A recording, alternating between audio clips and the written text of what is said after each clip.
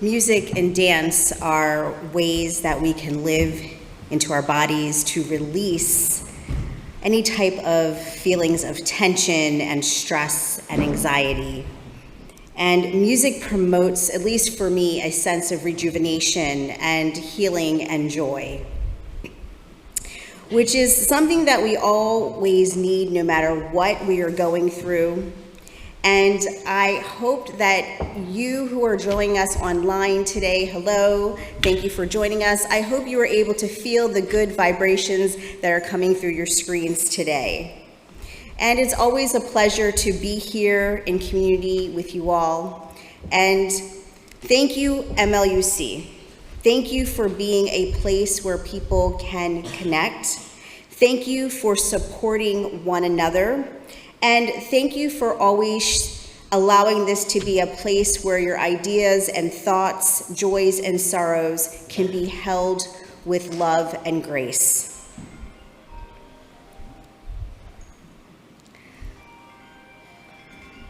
Go ahead, answer your phone, it's okay. It's okay, it happens, it happens. Hopefully it's not my phone. So, I don't need to tell you that the last week and a half, 2 weeks, our country has been going through it. And this past Friday, lots of things happened this past Friday, but one that sticks out the most for me is this past Friday, the Supreme Court ruled that will now require public schools to allow parents to opt out of any type of lessons that doesn't align with their family's religious beliefs. And this is troubling because this includes lessons that are LGBTQ+ themed. And I have to say, I believe that there's going to be some significant consequences because of what happened on Friday. This ruling does not support, nor does it foster, an inclusive, culturally responsive learning environment for our children.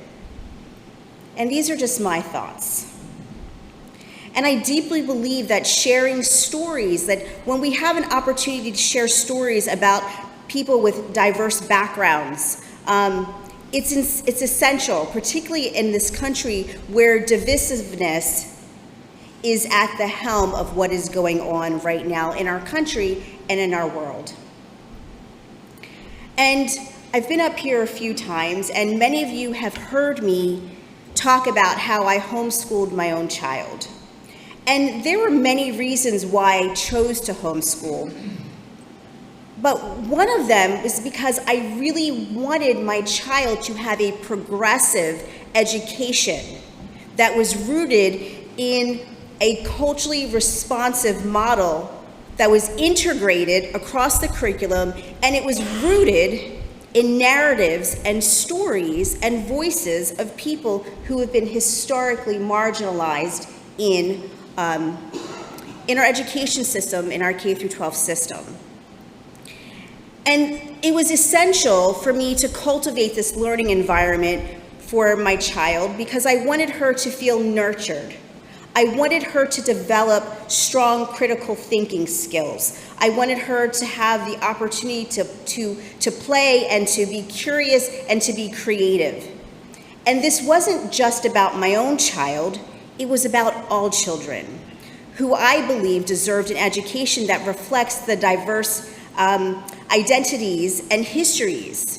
And especially for my family, it was really important for me that we centered the language and the histories of Black Americans in this country, particularly those figures whose contributions were often and are often overlooked in the K-12 education. And I wanted my child to know about these important figures in our history, and I also wanted it to move beyond who was typically spoken about: Martin Luther King, Rosa Parks. I wanted my child to have the opportunity to explore the richness of her heritage, and I needed it to be from a decolonized perspective. And I needed it to be, I didn't want her education to be whitewashed. I'm going to speak plainly, right? So that was really important for me. So hearing what happened on Friday was really heart-wrenching to know that moving forward in some places, parents are going to have this opportunity, so to speak, to opt out of lessons that they don't feel aligned with their beliefs. And so as you can clearly hear, education is really important to me. And it's one of the many seeds that I plant in the world. And at the height of the pandemic, as the world was grappling with the fallout of systemic racism and the urgent call to justice, and many were in the streets, not only in this country, but worldwide, protesting the murder of George Floyd, I retreated. I retreated to my office in the basement of my home in Maine, and that was a very transformative moment for me. So while people were out there protesting in the streets, I was doing my activism, my work of resistance as an online educator. I was planting seeds for the long game. I created a brave space. I created a brave and inclusive space for homeschoolers and those who were being schooled at home because of the pandemic, an opportunity to fill that void that was left by many traditional school systems. I had this amazing opportunity to teach students from the ages of 8 to 16, from diverse backgrounds across the United States, Europe, Africa, the Middle East, and even Iceland. And initially, I was not too sure if the younger students were going to be ready to engage with deep, thought-provoking conversations about complex topics about race, racism, the dynamics of queerness, terrorist groups, economic disparities, chattel slavery, jazz, the Great Migration North, Juneteenth, and so much more. But I gotta tell you, these kids were on point. I was blown away each and every class that I had with them, and these children were engaged. These children were insightful. They were articulate, and they knew what was happening at the time here in America, and they knew about Black Lives Matter. They knew about the killing of Black and brown people at the hands of the police. And despite the geographical and cultural differences, these students all had something in common. They had this unquenchable thirst for knowledge. They craved a space where they could process all that was going on in the world at the time. They needed a place to reflect their thoughts in a courageous and brave space, and they needed a place to engage these challenging topics. And not only were these children amazing and on point, their caregivers were just as amazing, and they played a vital role. They recognized the gap in their children's education, and they understood the importance of uplifting historically marginalized voices in American history. And this was really, really huge, because what it did and what it does, it supports and creates an environment where meaningful and powerful dialogue can flourish. And even though it might be hard for caregivers and some students to confront these uncomfortable truths about our history here in the United States. It allows us to envision a better future when we have these conversations together. So in my classroom, I challenge students to dismantle oppressive narratives woven throughout our history. We explored the significance of language, learning to use terms like enslaved versus slave. We talked about those who were held in bondage versus using the word slave owner or master. We confronted the harsh realities of our past by recognizing that groups such as the Ku Klux Klan was truly a terrorist organization. And between all of this learning that was happening in class, remember it was online and some of these kids were 8, they would take the time to walk me through their houses, show me their pets, introduce me to their baby brother or sister, and sometimes I got to see the inside of their refrigerator as they were getting snacks. And this was just part of the learning process. It was an opportunity for us to bond and to develop trust with one another.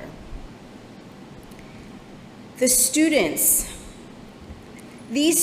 were able to draw parallels between police violence and the struggles highlighted with the Black Panther and the Black Lives Movement and Colin Kaepernick, showcasing the continuing fight for justice.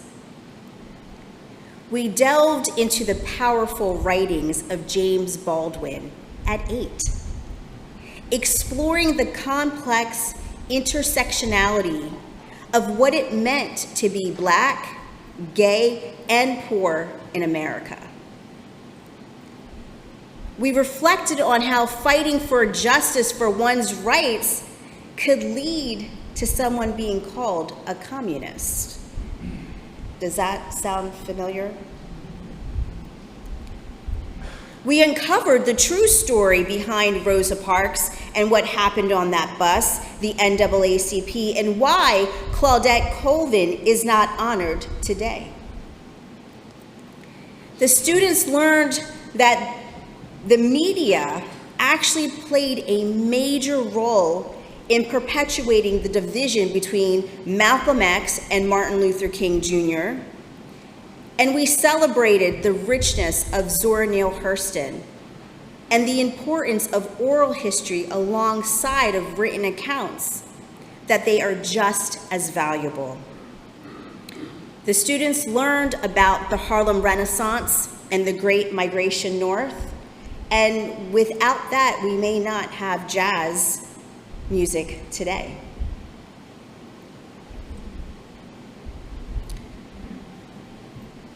So like I said, I was not out in the streets protesting. I was in my basement. And some other people were running for office during that time. Some people were posting on social media as a way to engage with social justice. But my path was not in the streets, it was in my basement. It was rooted in education. It was rooted in making that one-on-one connection. And I planted seeds, one student and one class at a time. And this was a very small act of transformative resistance. Remember I said I was in it for the long game? That's what that looks like. And that long game impacted over 700 students across the globe. And at the end of each class, I asked students some very simple questions. Tell me one thing, just one thing that you learned today. And who are you going to share it with? See, these simple questions, these were a way to catalyst change.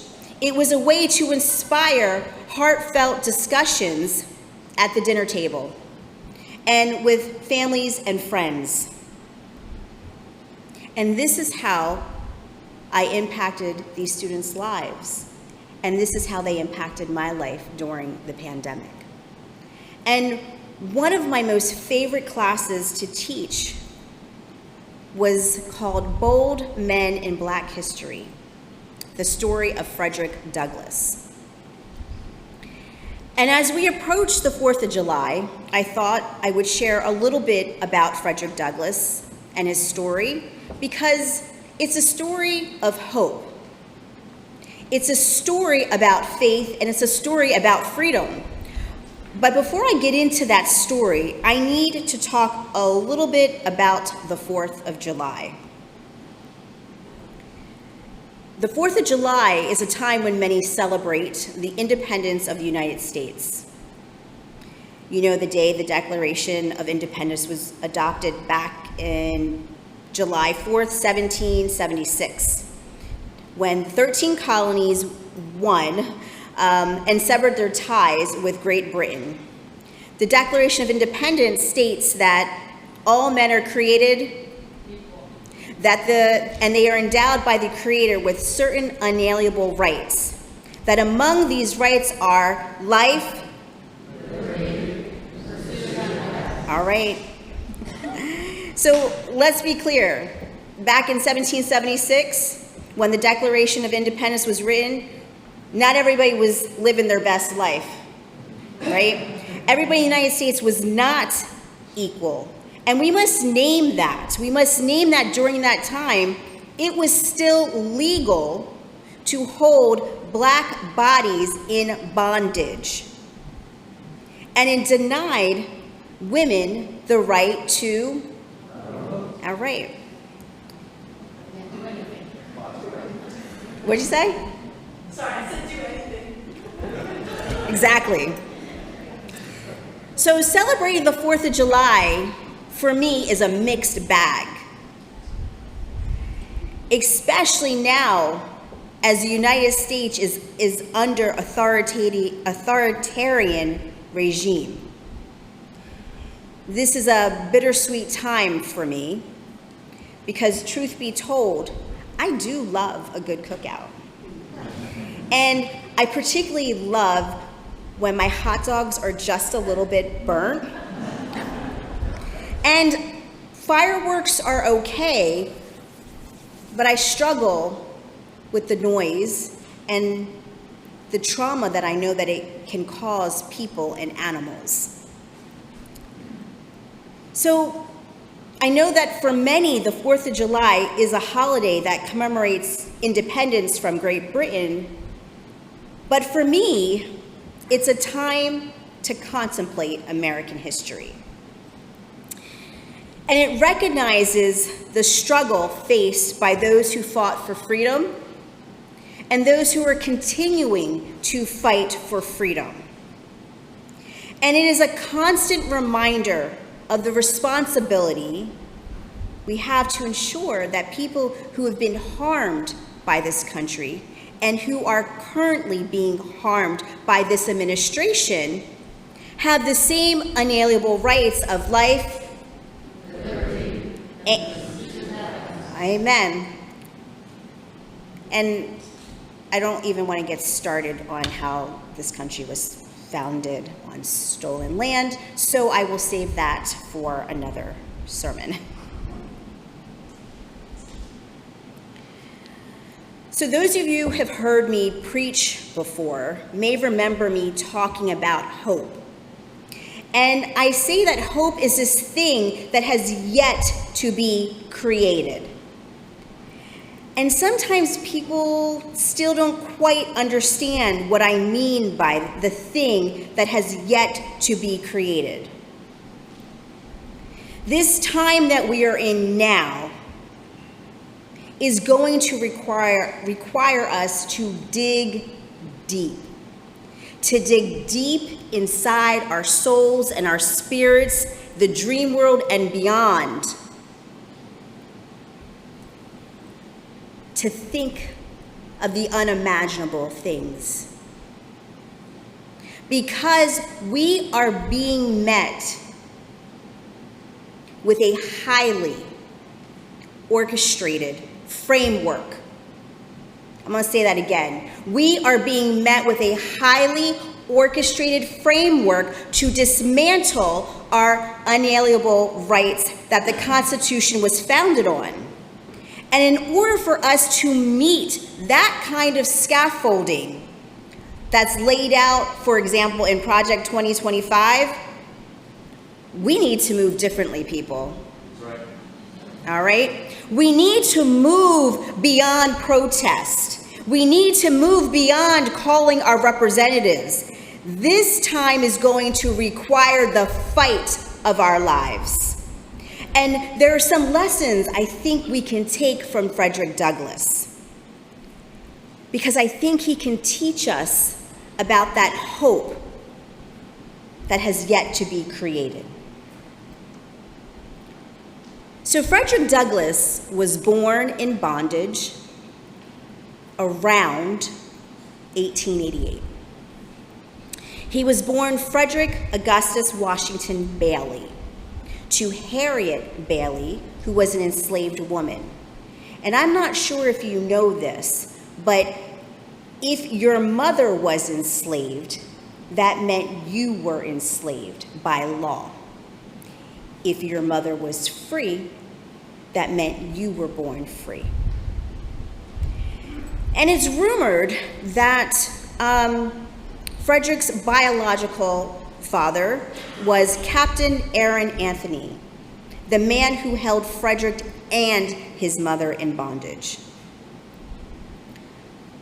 Frederick's mother called him her little Valentine.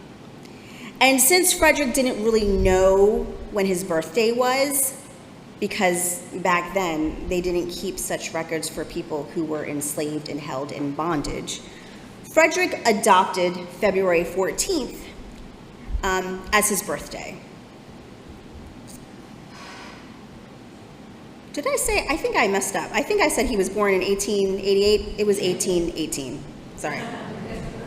I was like, that math is not mathing up.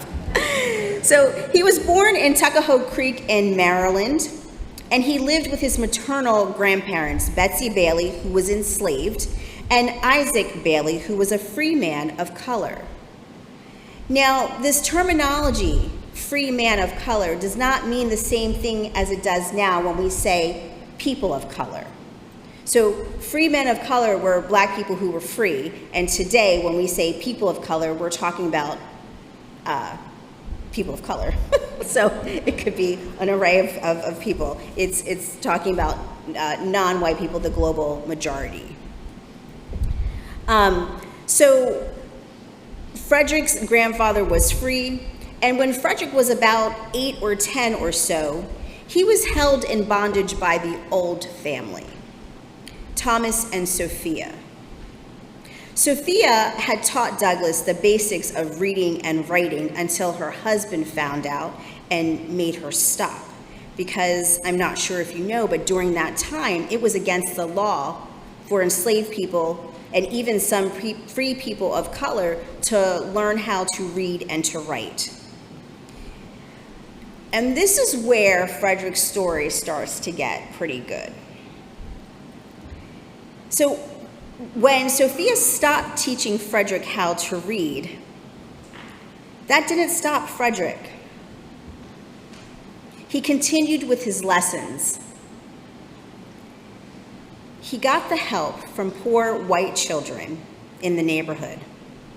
And in his book, The Narrative of the Life of Frederick Douglass, he says, "This bread I bestowed upon the hungry little urchins who in return would give me that more valuable bread of knowledge." See, this is what it looks like to hope into a space that is not yet created. And what you may not know also about Frederick Douglass is that he faced terrible, incredible hardships during his younger years. Douglass was often hired out by the people who enslaved him, kind of treating him like an enslaved subcontractor, if you will, where he received no financial rewards for his labor. That money went to the people that held him in bondage. And before the age of 20, he had already tried to escape to freedom 2 times with forged papers. And he was caught and beaten and tortured. But that didn't stop him. See, there's that hope. That didn't stop him, because the 3rd time was a charm. And on September 3rd, 1838, with the help of his soon-to-be wife, Anna, that you learned about today, Douglass was able to disguise himself as a sailor. And he boarded a train at Havre de Grace Station in Maryland, and he was carrying false paperwork. And in less than 24 hours, he arrived in New York. He had escaped bondage, and he was free. And as time passed, Douglass became very popular. He was a well-sought-after orator because in his younger years, one of the ways that he would study is he had a book of speeches that he would read. And so it's no wonder he became a well-known orator.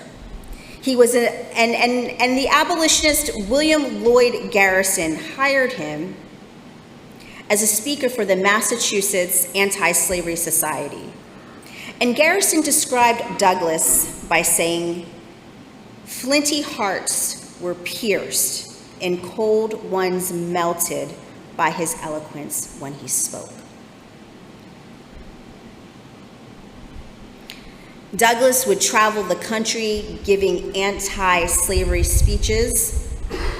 And in 1843, he was chased and beaten by an angry mob in the Midwest because, well, you know, people were not a fan of his message. And in 1845, he released his first autobiography. And because he feared being recaptured, he moved to Ireland, and for 2 years, he gave talks around Ireland and Great Britain. It was also that year that his English friends raised money to purchase his freedom from Hugh Auld. And in 1847, Douglass returned to the United States as a free man.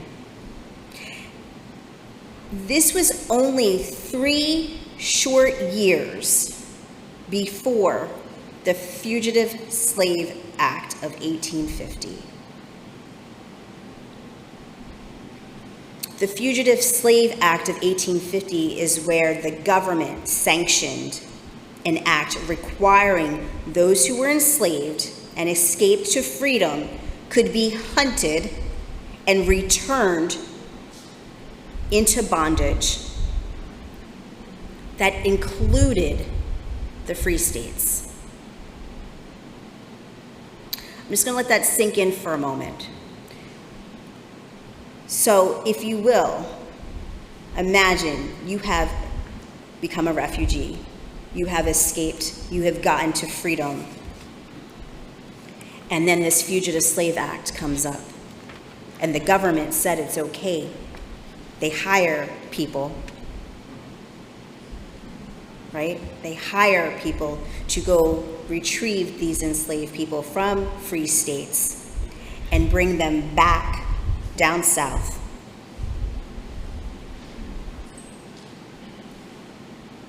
It required the free states to assist with these captures. Does that sound familiar, like anything that we are dealing with here today? Right.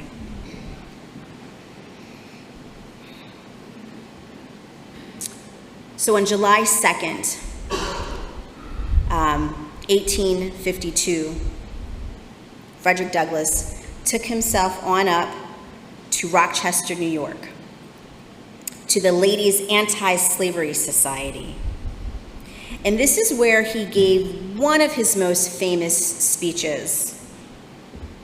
What to the slave is the 4th of July? Douglass said, "What have I, or those I represent, to do with your national independence? Are the great principles of political freedom and of natural justice embodied in the Declaration of Independence extended to us? What to the American slave is your 4th of July? I answer, a day that reveals to him more than any other day in the year the gross injustice and cruelty to which he is the constant victim."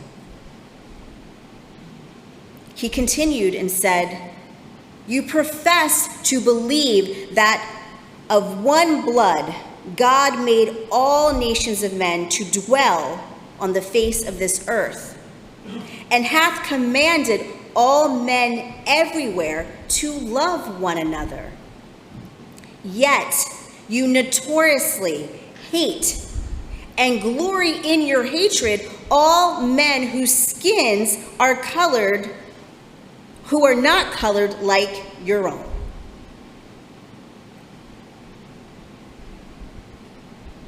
Now, this was the part of the lesson where students as young as 8 and 9 years old really got into comparing the Declaration of Independence and parts of Frederick Douglass's speech.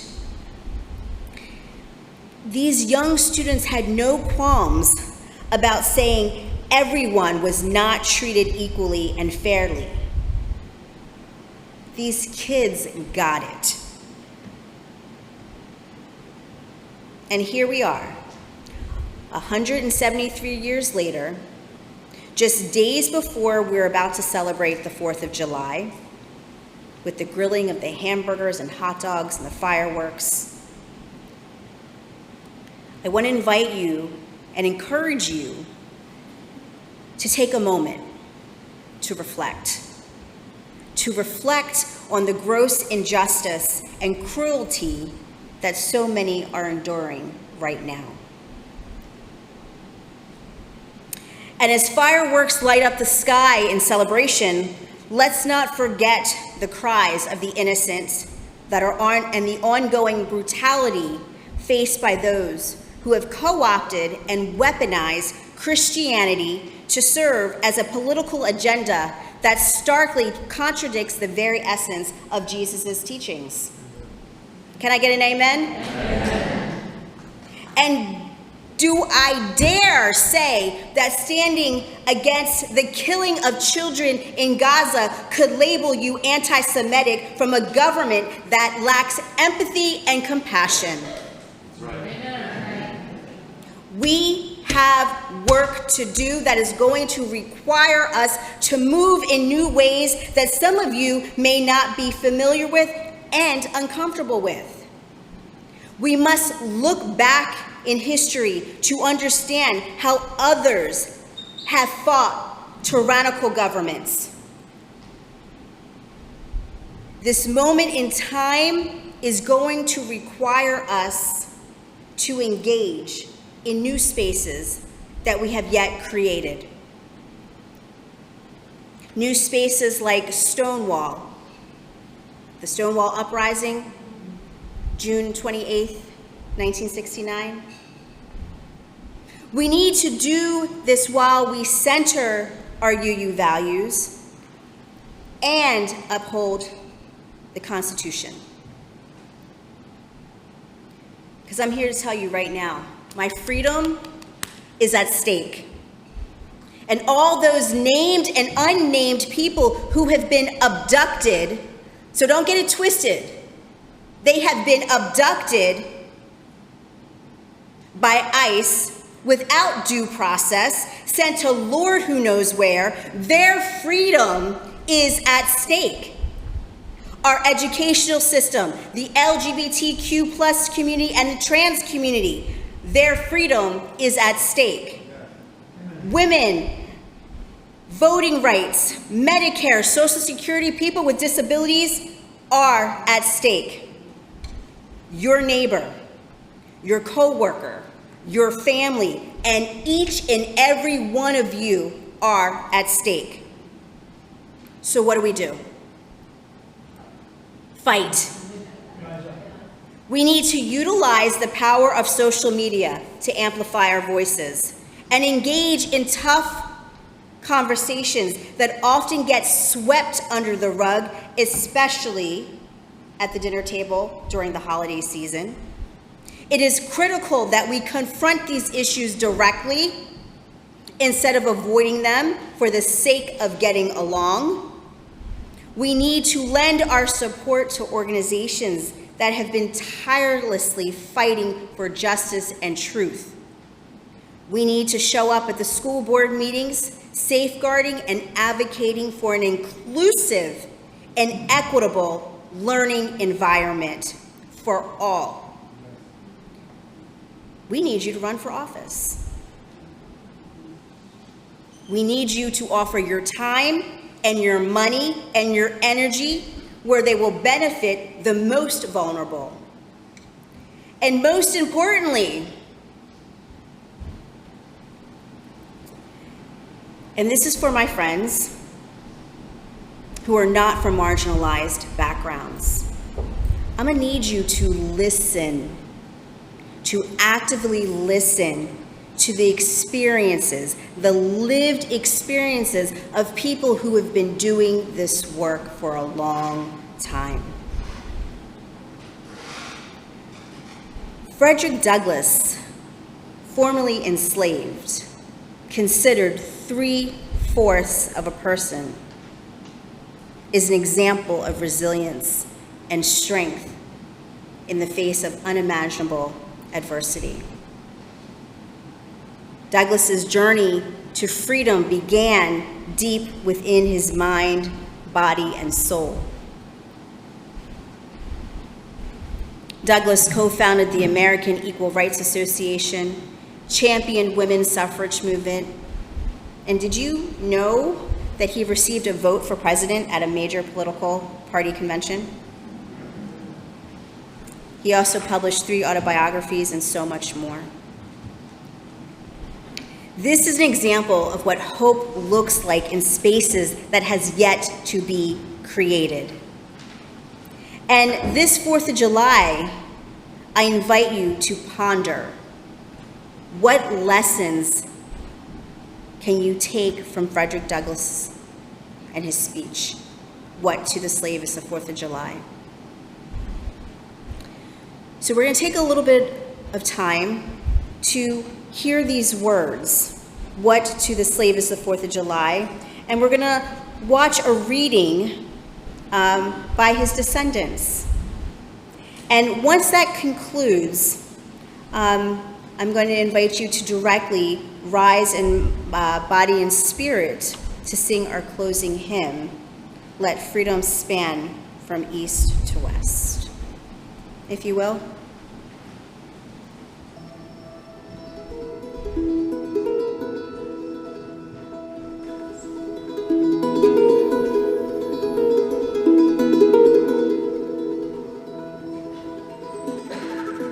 Do I look there or look there? Okay. Okay. My name is Alexa Ann Watson, and I am the great-great-great-granddaughter of Frederick Douglass is my great-great-great-great. I am the great-great-great-granddaughter of Frederick Douglass. I am the great-great-great-great-grandchild. I've been counting on my fingers since I was like 5. Whenever you're ready, here we go. This is the 4th of July. It is the birthday of your national independence and of your political freedom. Fellow citizens, I shall not presume to dwell at length on the associations that cluster about this day. The simple story of it is that 76 years ago, the people of this country were British subjects. Oppression makes a wise man mad.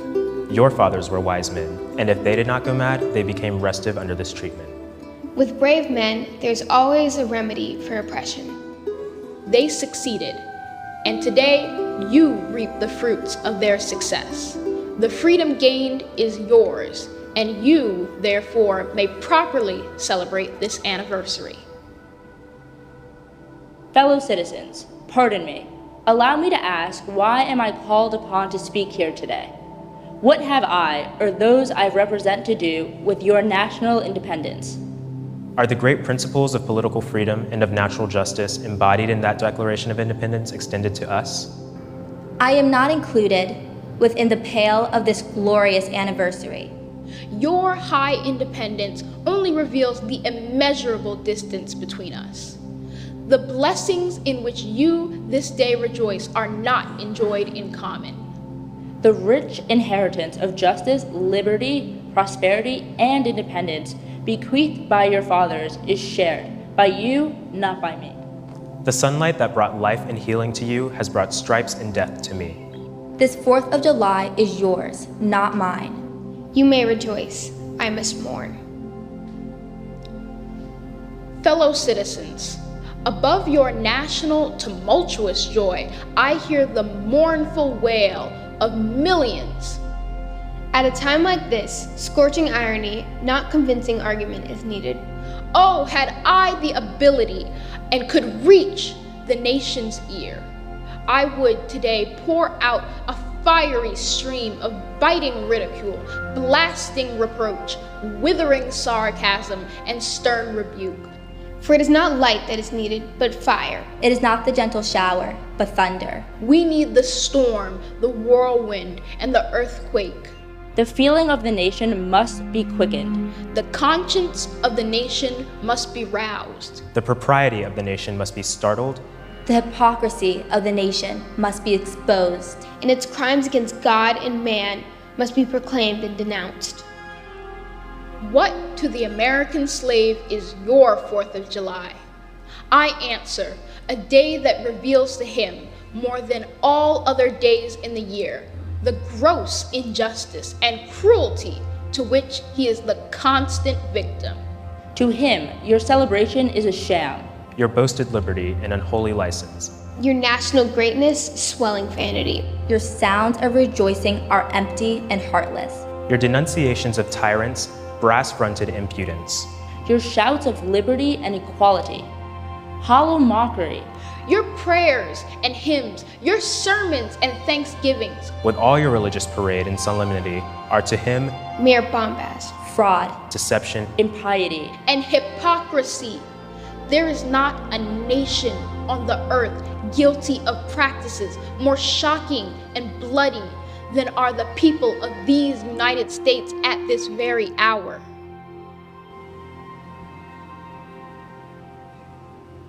Allow me to say in conclusion, notwithstanding the dark picture I have this day presented of the state of the nation, I do not despair of this country.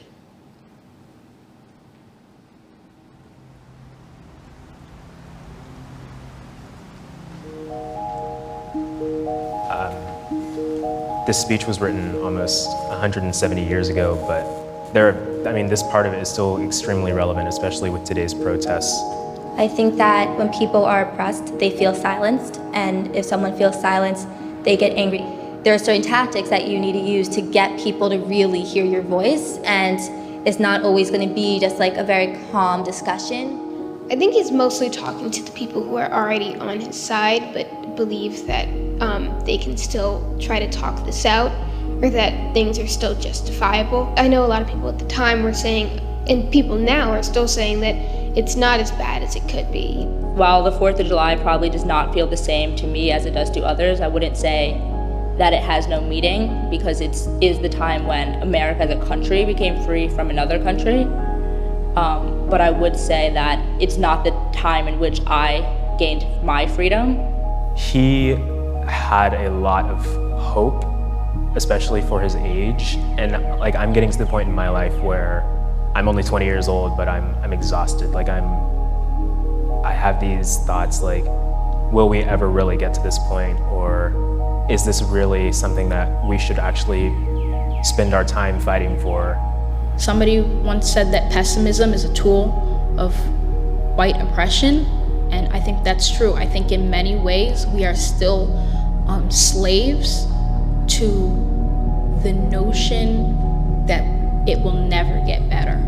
But I think that there is hope, and I think it's important that we celebrate Black joy and Black life, and we remember that change is possible, change is probable, and that there's hope.